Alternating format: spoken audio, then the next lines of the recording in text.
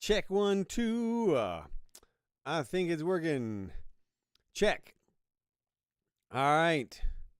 I think I'm streaming live again to YouTube. So, hey, everybody, or more likely just June. Hey, June, how are you, man? I hope you're doing good. All right. I just want to talk a few minutes about current events. First, the reason I'm sort of back here today is because of Scott Adams. You may follow Scott. If you don't, he's worth a follow. It's worth watching some of his shows. You have to watch him on fast forward. You got to watch him at 1.5 speed. I don't know what it is about Scott, but he's talking at super slow speed. But he's got some good points. He's got some good framings. He's got some good ways of looking at things that are helpful. So anyway, I recommend Scott. So a couple of things I noticed today, all concerning prosecutorial overreach. it's worth talking about because we've got, okay, first of all, you've got this James Comey thing with the 8647 on the beach. I'm sure you've seen this. James Comey, former director of FBI, walking along the beach, sees the shells arranged in 8647, tweets it out. And Tulsi Gabbard loses her freaking mind. Like, this is calling for the assassination of the president or something, right? So let's break it down a little bit. It's not. It's not an attempted assassination. This clearly falls under the old free speech category. And it's really unfortunate that Tulsi is going so overboard on this. It is deeply ironic that they're going after Comey, of course, who is practically the king of prosecutorial overreach. In my estimation, Comey was a leader, if not an orchestrator, of the effort to remove President Trump, and which was just barely not treasonous. And who knows exactly how deep it went. He's a piece of shit, Comey is. But he should not be prosecuted for this shit. He should be prosecuted for the FISA warrant application lies and things like that. Real, actual things, not for tweeting something about this 8647. Look, of course he knew what he was doing. Of course he knew what it meant. And of course he's lying about that shit too. Lies roll off this guy's tongue, man. I mean, that's who he is. He's deceptive. But still, should not go down for this. I mean, just bullshit. It's just bullshit. I mean, come on. You sent Secret Service. We paid for Secret Service to go pick that guy up. Like, you really think that was a call? Like, that was the call to assassinate the Trump? I mean, that's as stupid as Jake Tapper going out there and saying that Trump called Putin. Putin, if you're listening, when he was making the speech, the campaign speech at the University of Miami. That's his communication with Putin. That's as stupid an assertion as saying that 8647 is a call for assassination. Look, if Comey wants to fucking assassinate somebody, he ain't going to do it by texting something that he sees on the beach, okay? He's got people he can call. So it's just ridiculous. And I mean, they're shaking him down. And I just, you don't want to see this kind of stuff. You don't want to see this tit for tat back and forth. Whoever gets in office prosecutes the other people. You know, we've got this, they just arrested some Democratic congressman for battery on a law enforcement officer for trying to enter the ICE facility. Okay, we know what was happening there. They weren't battering the law enforcement officer, all right? They were not. They touched him, yes, and I know you have to have that as the standard, okay? It has to be unconsented touching. But the prosecutors have to have some discretion. They have to use some discretion when they're prosecuting some bullshit like that. I'll tell you an example. I'll give you an example of how they do not, okay? I defended a man. Oh, God, this is such a tragic story. You're going to hate this. And it's fucking real. It's absolutely real. I defended a man one time who was sitting on his porch. Old man with a cane, probably 75. Old man sitting on his decrepit old porch, And the cops went up to him to do a wellness check, right? They went up to him to check to see how he was. And he felt threatened by the three of them, all being bigger, armed men. And, and they're not being friendly. Let's be honest, okay? They're being a little bit pushy, a little bit aggressive. And he basically tells them, fuck the fuck off. Get the fuck off my property. And they basically say, look, man, we're just trying to help you. Before it's all over, he ends up swinging his cane at one of the officers and striking the officer on the thumb. Okay? He strikes the officer on the thumb with his cane, the 75-year-old man, during the wellness check. Our brilliant prosecutors in Gainesville, Florida, charged the guy with battery on a law enforcement officer. They put him in jail. Okay, as a result of his wellness check. Ridiculous shit. We go to trial because the guy's like, man, I'm just sitting on my porch, for Christ's sake. How can they convict me of battery on a law enforcement officer? And I'm like, dude, it's battery on a law enforcement officer, but you wouldn't expect the prosecutor to do this kind of shit, but they did. And then we lost a trial because technically he battered the law enforcement officer. I mean, that guy's thumb was fucking throbbing. I mean, he hit the thumb with, the little rubber stopper on the cane, but with the cane on the thumb. So the judge gave him 8 years in prison. 8 years in prison. Okay? That's our criminal justice system.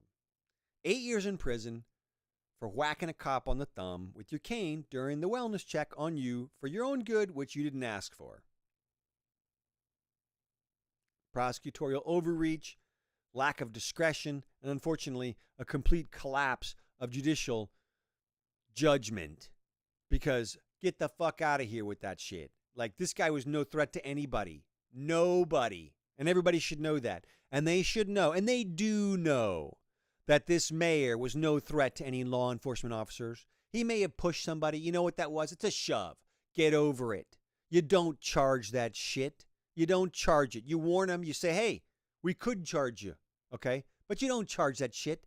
You wait until somebody gets hurt. Actually hurt, not whacked on the thumb. You wait till somebody gets battered. Okay? There's a reason we use that word. Battered. Okay? It doesn't mean touched. All right? So you use your discretion, prosecutors. You know, it's like I saw today, again, another person still today.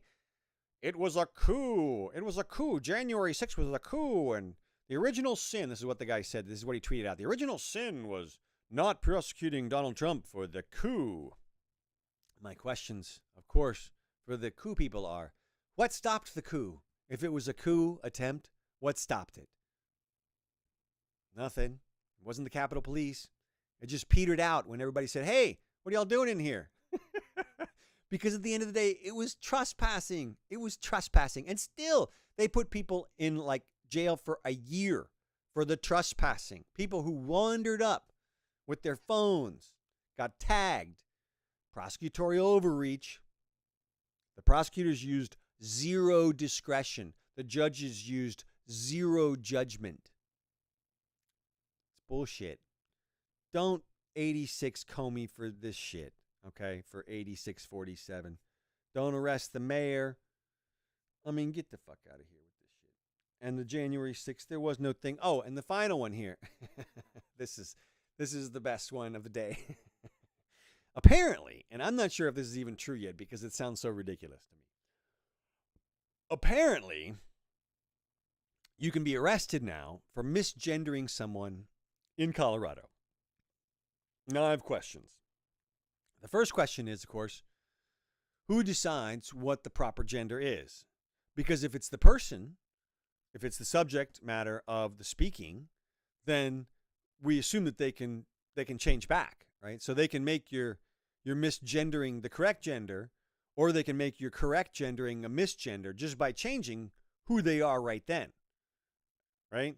And I guess they're going to say, well, it's ex post facto, but you can switch back and forth, right? So, I mean, maybe you could get convicted in Colorado of misgendering somebody and then they transition back.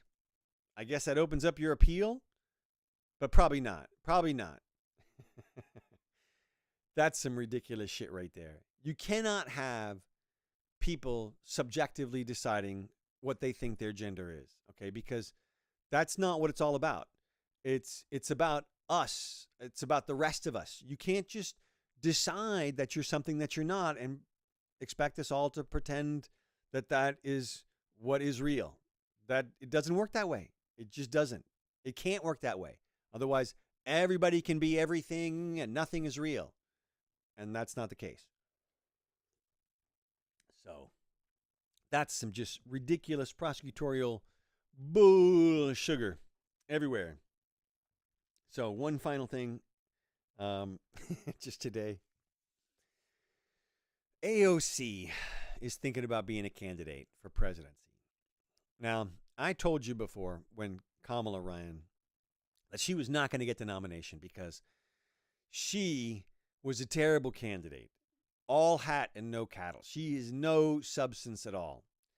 And AOC is the same way. AOC, she's got a good little show. She's got a nice presentation. People are going to like her. They're going to love the show. But as soon as they look closely, they're going to realize she doesn't know anything. She really is way out of her league. Unfortunately for her. I really seriously doubt she's going to get the nomination. I was wrong about Kamala. They gave it to Kamala because, hey. But they lost their ass because, hey. So, my guess is that they try to go Bernie top of the ticket and AOC second. And that gives them a good foundation because then she doesn't have to answer any questions, really. She just does the show. He can answer all the questions in his normal commie way, which is to say, hey, the commies will tell you everything good, everything you want to hear. What do you want to hear? We'll tell it to you. No problem. Doesn't work, but we'll tell it to you. He'll tell it to you for sure. So the question is going to be, are people going to believe him again after the fiasco, after he gave it away in 2016? After everybody lit the burn on fire, he gave it away to the establishment. And he just admitted on the Flagrant podcast a couple days ago that, hey, we went with it. And he got convinced it was going to be fire and brimstone if he didn't let Hillary do it. And of course, he did, and she didn't. So, same result. He doesn't even seem like he realizes that. Which means he'd fall for it again.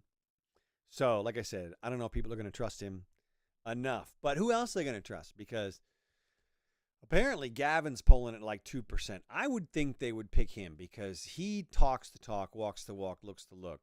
And that's what they like normally on the Democratic side. So, dark horse candidates at the last minute are common with the Democrats. So we'll see. And we'll see what happens in the midterms as well.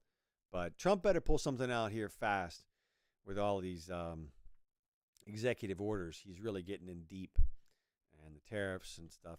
So we'll see. All right. I'm just babbling at this point. So June, my buddy, my friend, call me if you're around or send me a message or something. Let me know you're all right. You're still alive if you are. And otherwise, I hope you guys are all doing good. All right. Take it easy.